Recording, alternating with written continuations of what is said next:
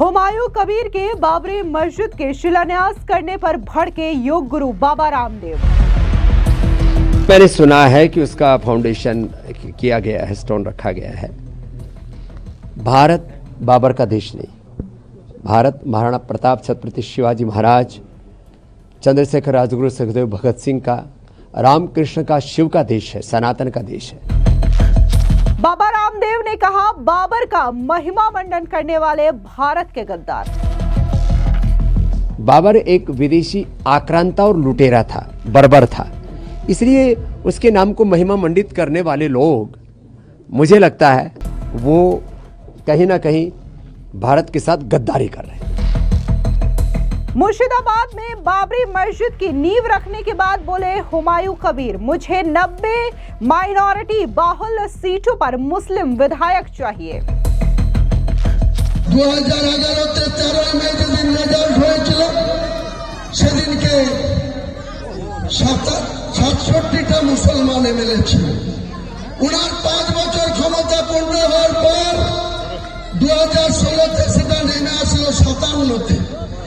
2021-এ সেটা চক্রান্ত করে নামিয়ে আনলেন মাত্র 44 জন। আমি মুসলমান সমাজের কাছে একটাই কথা বলবো, আপনারা আপনাদের যাকে খুশি যোগ্য মুসলমানদের ভোট দিয়ে विधानसभा पाठान। हुमायूं कबीर ने कहा, मुर्शिदाबाद में बाबरी मस्जिद का बजट 300 करोड़ रुपए। बाबरी मस्जिद बेलडंगा में बनेगी बनेगी बनेगी।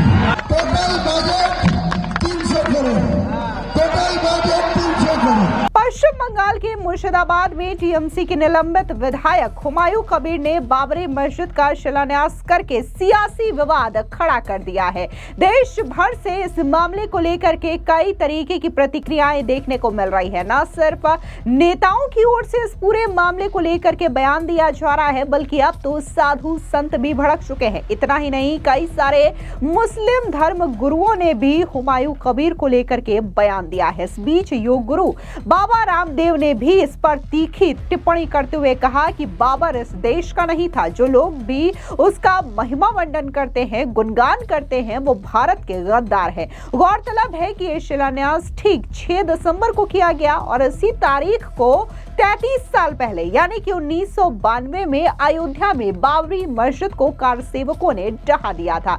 आपको बता दें कि जिस तरीके से बाबरी मस्जिद का शिलान्यास मुर्शिदाबाद में हुमायूं कबीर की ओर से किया गया, तो उसके बाद उन्होंने इस बात का ऐलान किया कि ये जो मस्जिद का बजट है वो 300 करोड़ रुपए का होगा। इतना ही नहीं, अगर जरूरत पड़ी तो इस बजट को बढ़ाया भी जा सकता है। इसी के साथ ही हुमायूं कबीर ने बंगाल चुनाव का बिगुल भी फूंक दिया। उन्होंने कहा कि मुझे 90 माइनॉरिटी बाहुल्य सीटों पर मुस्लिम विधायक चाहिए, बाकी 204 सीटों पर ममता बनर्जी और शुवेंदु को लड़ने दो। दरअसल आपको बता दें कि अगर बाबा रामदेव की बात करें तो उन्होंने मुर्शिदाबाद में बाबरी मस्जिद के शिलान्यास को लेकर के सख्त आपत्ति जाहिर करते हुए हुमायूं कबीर पर जोरदार तरीके से वार किया। योग गुरु बाबा रामदेव ने कहा कि भारत बाबर का देश नहीं है, बाबर एक विदेशी आक्रमणकारी था।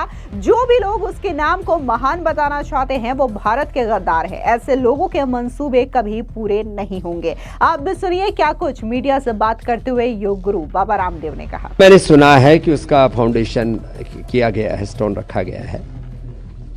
भारत बाबर का देश नहीं, भारत महाराणा प्रताप छत्रपति शिवाजी महाराज, चंद्रशेखर राजगुरु सुखदेव भगत सिंह का, रामकृष्ण का, शिव का देश है, सनातन का देश है।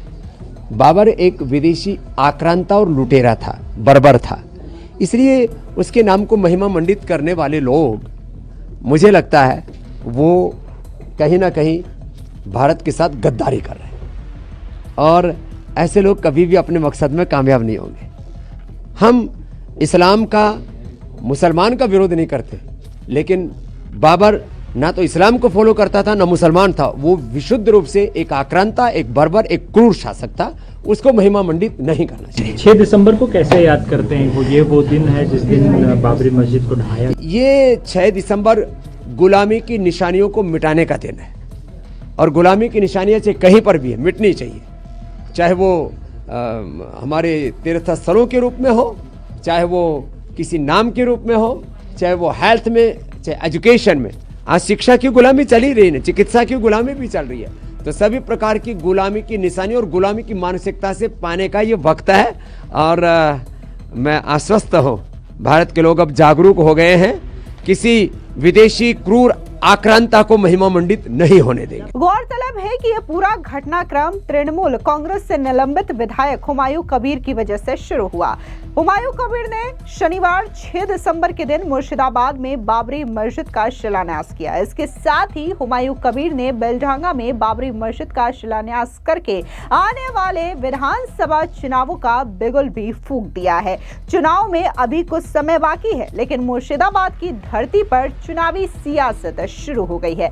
बता दें कि बेलडांगा में 70% अल्पसंख्यकों की आबादी है और इस दौरान हुमायूं कबीर ने कहा कि मैं बंगाली मुसलमानों से अपील करता हूं कि आपके चुनाव क्षेत्र में 90 सीटें हैं, जहां 42% से 82% मुस्लिम बहुमत वाली सीटें हैं। इन 90 सीटों के लिए मुसलमानों को विधानसभा में प्रतिनिधि भेजने चाहिए। उनके शब्दों में ममता बनर्जी और शुभेंदु अधिकारी के बीच 204 सीटों के लिए मुकाबला होगा। हुमायूं बाकी सीटों पर अपने उम्मीदवार उतारेंगे। हुमायूं के शब्दों में, मैं विधानसभा में इंच इंच लड़ाई करूंगा।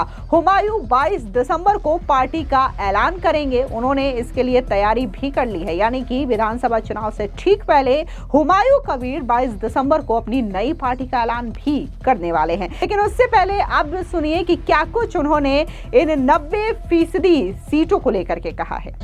2,82,533 জনের মধ্যে মাত্র 40 লক্ষ নন বেঙ্গলি মুসলমান ভোট আছে, আর 2,42,533 জন বাঙালি মুসলমান ভোট আছে।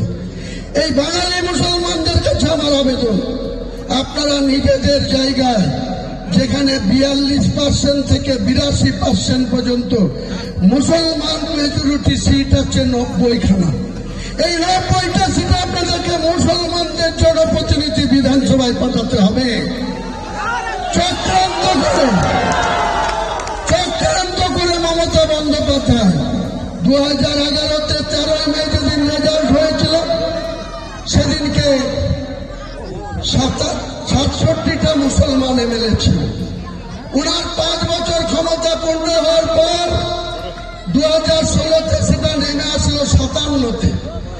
2021-এ সেটা চক্রান্ত করে নামিয়ে আনলেন মাত্র 44 জনে।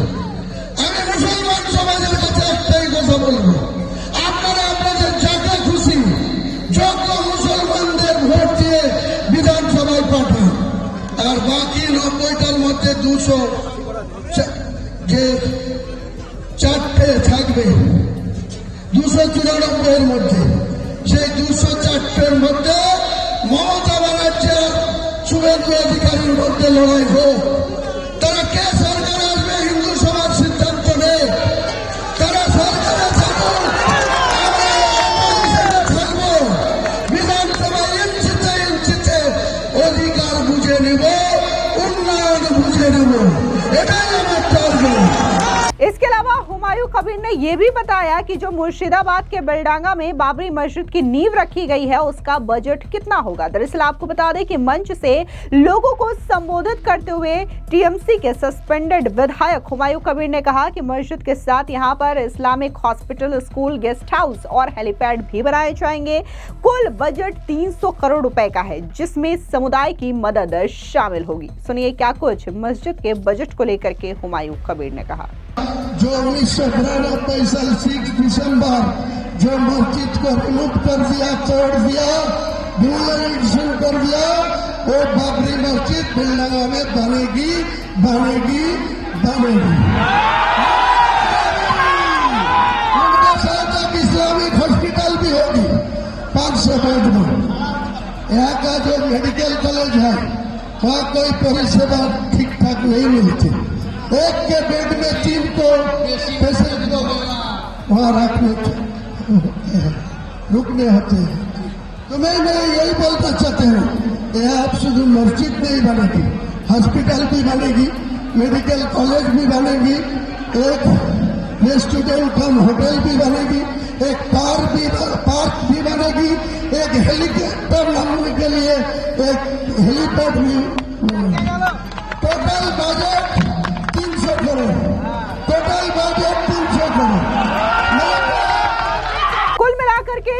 दिसंबर को जिस तरीके से हुमायूं कबीर ने बाबरी मस्जिद की नींव मुर्शिदाबाद में रखी है, तो इस पूरे मामले को लेकर के सियासत तेज है। बीजेपी लगातार हुमायूं कबीर के साथ साथ ममता बनर्जी पर भी हमलावर है, क्योंकि बीजेपी का कहना है कि ममता बनर्जी की सहमति के बिना ये पॉसिबल नहीं है, क्योंकि ममता बनर्जी ने बकायदा हुमायूं कबीर को सुरक्षा भी प्रदान की थी। इसी के साथ ही कई सारे मुस्लिम धर्मगुरुओं से लेकर के अयोध्या के साधु संत भी हुमायूं कबीर की इस हरकत को लेकर के भड़के हुए दिखाई दे रहे हैं। और इस बीच अब सीधे तौर पर योग गुरु बाबा रामदेव ने भी कह दिया कि जो लोग बाबर का महिमा मंडन करते हैं वो भारत के गद्दार हैं। फिलहाल इस पूरी खबर पर आपकी क्या राय है, कमेंट सेक्शन में जरूर बताएं। धन्यवाद।